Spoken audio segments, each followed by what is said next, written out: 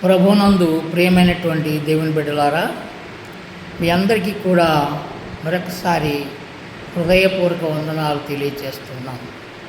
ప్రియమైన దేవుని బిడ్డలారా, ఈ ప్రత్యేకమైన సమయంలో మత్తయి సువార్త 21వ అధ్యాయము 21, 22 వచనాలని మీరు జాగ్రత్తగా పరిశీలన చేసినట్లయితే ప్రభు అయిన యేసుక్రీస్తు వారు అక్కడ శిష్యులతో తెలియజేస్తూ ఉన్నారు. ఆ వచనాలకి ముందు యేసు ప్రభు వారు అంజూరపు చెట్టుని శపించినట్లుగా మనం చూస్తూ ఉన్నాం.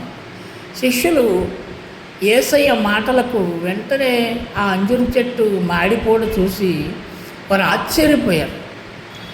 ఏంటి ఇంత త్వరగా ఇది మాడిపోయిందని వారు అనుకుంటూ ఉండగానే యేసయ్య వారి హృదయాల్లో ఉన్నటువంటి ఆలోచనలు ఎరిగిన వారై ఆయన అంటూ ఉన్నారు, మీరు విశ్వాసం కలిగి సందేహపడకున్నట్లయితే ఈ అంజూరపు చెట్టుకు జరిగింది మాత్రమే కాదు, ఆ ఎదురుగుండా ఉన్నటువంటి ఆ రూపాంతరం కొండ, గల్లేయ సముద్రంలో పడవంటే పడుతుంది అని యేసయ్య చెప్తూ, మరియు మీరు ప్రార్థన చేయనప్పుడు వేటిని అడుగుదురు అవి పొందుకొని ఉన్నామని నమ్ముడి అని యేసయ్య ఆ హృదయంలో ఉన్నటువంటి నమ్మకాన్ని గురించి, విశ్వాసాన్ని గురించి తెలియజేస్తూ ఉన్నారు. ప్రియమైన దేవుని బిడ్డలారా, నమ్మకం మనిషి ద్వారా పుడుతుంది, విశ్వాసం దేవుని ద్వారా కలుగుతుంది. దయచేసి ఈ రెండు విషయాలని చాలామందికి తెలియదు. అనగా విశ్వాసమునకు కర్త యేసు ప్రభువారు. నమ్ముట నీ వలనైతే నమ్మువానికి సమస్తము సాధ్యం. కనుక నమ్మటం మన వల్ల అవుతుంది. కాబట్టి మనం ఏం చేయాలంటే ప్రార్థన చేసినప్పుడు దేవుని బిడ్డలారా, మీరు అందరూ కూడా ఒక అనుభవాలను నేర్చుకోవాలి. అదేంటంటే నమ్మకము కలిగి ఉండుటకు దయచేసి మీ మనసుని, మీ హృదయాన్ని, మీ ఆలోచనని, మీ తలంపుల్ని అన్నిటినీ కూడా కూడగట్టుకుని దేవుని మీద కేంద్రీకరించగలిగేటువంటి ఏకాగ్రతతో కూడిన ప్రార్థన మీరు చేయగలిగినట్లయితే, ఒక విధంగా మీకు వచ్చిన ఉదాహరణ తెలియజేస్తాను. చూడండి, ఆకాశంలో సూర్యుడు ఉదయిస్తూ ఉన్నాడు. సూర్యకిరణాలు మొత్తం భూమంతా కూడా వెదజల్లుతున్నాయి. అలా వెదజల్లిన కిరణాలని ఓ భూతత్వం పెట్టి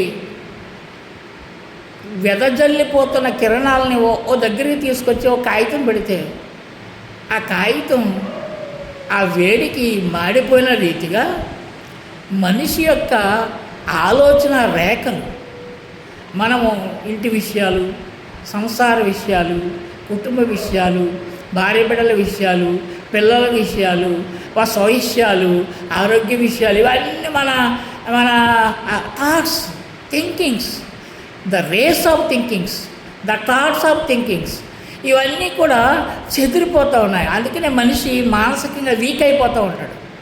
వాటన్నిటిని కూడా కూడగట్టి ఓ దగ్గరికి తీసుకొచ్చి దేవుని మీద కేంద్రీకరించి విశ్వాసముతో సందేహపడకుండా ప్రార్థిస్తే జరగనిది దేవునిలో జరగనిదంటూ ఏముంది చెప్పండి. అనుభవాన్ని నేర్చుకోండి, ప్రార్థన ఎలా చేయాలో నేర్చుకోండి. దేవుని బిడ్డలారా, దయచేసి మోకరించి, సాపేసుకుని మోకరించి చేతులు పైకెత్తి ఒక పావుగంట 20 నిమిషాలు దేవునిని స్తుతించి, ఘనపరిచి, మనసును స్థిరపరిచి, ఏకాగ్రపరిచి, ఆలోచన అంతా కూడా దేవుని మీద కేంద్రీకరించి, మీరు ఒకవేళ దేవుని చూడలేకపోతే అలా కాదు, మీ ఎదురుగుండా ఆ సిలువను, యేసయ్య వేయబడిన సిలువను ఒకసారి మీరు ఉంచుకుని ఆ సిలువలో వేలాడుతున్న యేసయ్యని మీరు చూస్తూ, ప్రభువా నీ మీద నా మనసును కేంద్రీకరించాను.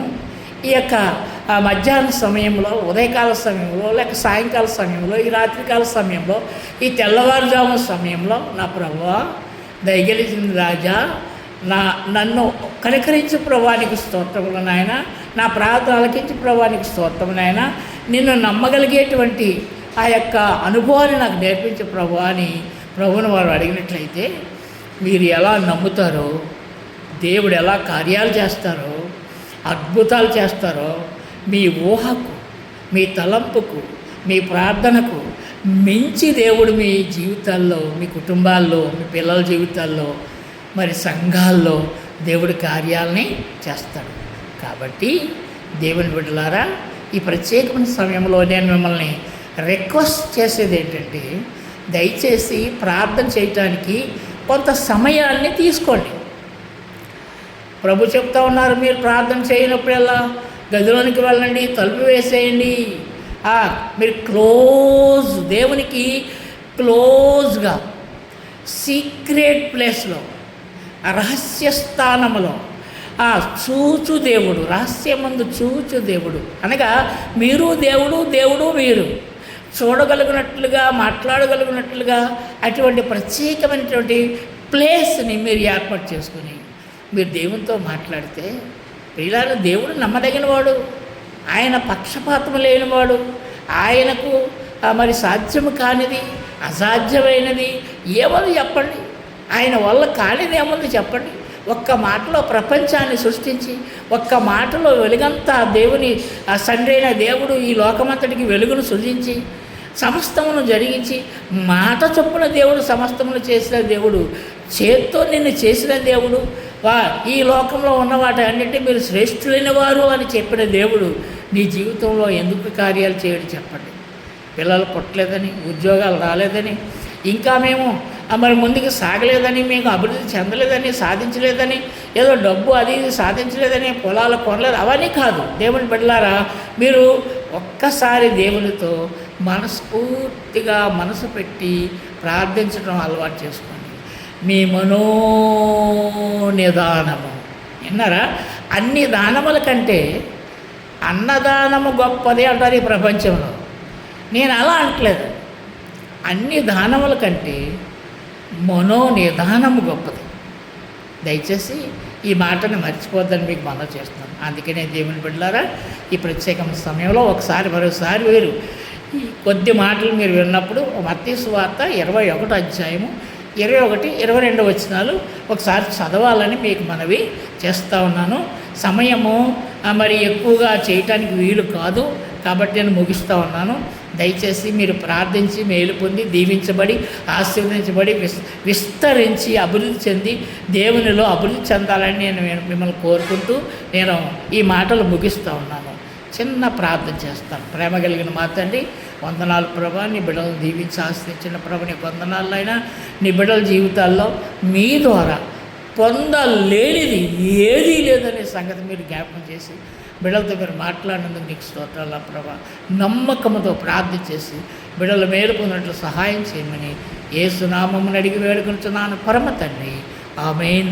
తండ్రి, కుమారుడు, పరిశుద్ధాత్మ త్రియేక దేవుని దీవెన మీకు తోడై ఉండును గాక. ఆమేన్. ప్రియమైన వారలారా, మీకు ఏదైనా ప్రార్థన అవసరత ఉన్నట్లయితే నాకు ఫోన్ చేయండి. నా ఫోన్ నెంబరు 9014917217. ఇంకో ఫోన్ నెంబర్ ఉందండి, 9963343854. దయచేసి మీరు ఏ ఫోన్కి చేసినా నేను ఎప్పుడు కూడా 24 గంటలు మరి మీ కొరకు ప్రార్థన చేయటం నేను సిద్ధంగా ఉంటాను. దయచేసి మర్చిపోద్దని ప్రభునందు మీకు మనవి చేస్తూ మీకు హృదయపూర్వక వందనాలు తెలియచేస్తూ ఈ మాటలు ముగిస్తున్నాను. దేవుడు మిమ్మలను దీవించునుగాక. ఆమేన్, ఆమేన్, ఆమేన్.